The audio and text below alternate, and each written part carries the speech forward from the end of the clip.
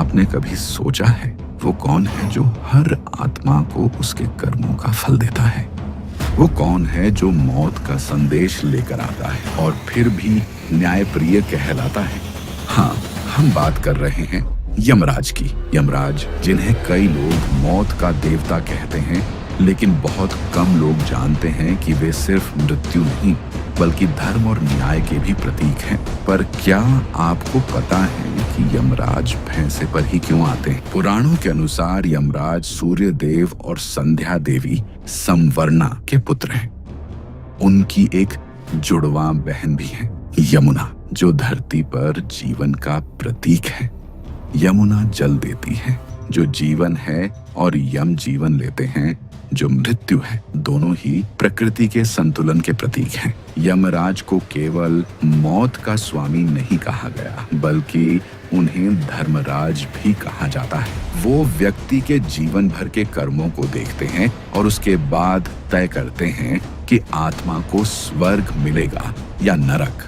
यमलोक में उनका एक विशाल दरबार होता है, जहाँ चित्रगुप्त आत्मा के कर्मों का लेखा जोखा पढ़ते हैं।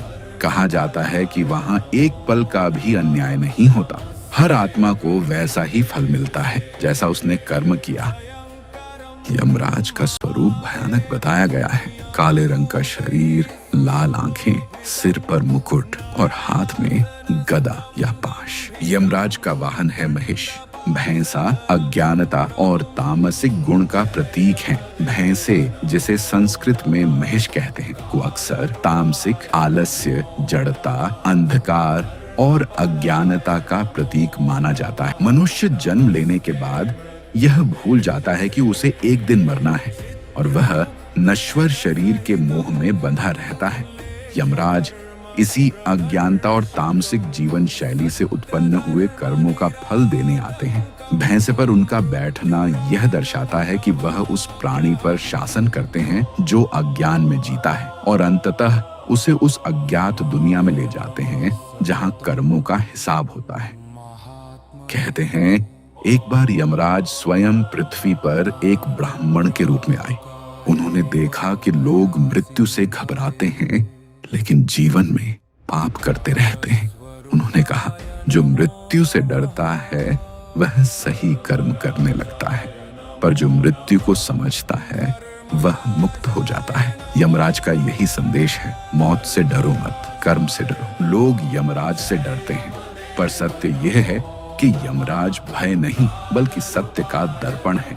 वो केवल उन्हीं को ले जाते हैं जिनका समय पूरा हो चुका है। उनका काम है ब्रह्मांड में संतुलन बनाए रखना, ताकि जीवन और मृत्यु का चक्र चलता रहे। यमराज की कहानी सिर्फ अंत की नहीं बल्कि एक नई शुरुआत की कहानी है, क्योंकि जब मृत्यु आती है तब आत्मा का एक नया अध्याय शुरू होता है और यमराज उस यात्रा के द्वारपाल है।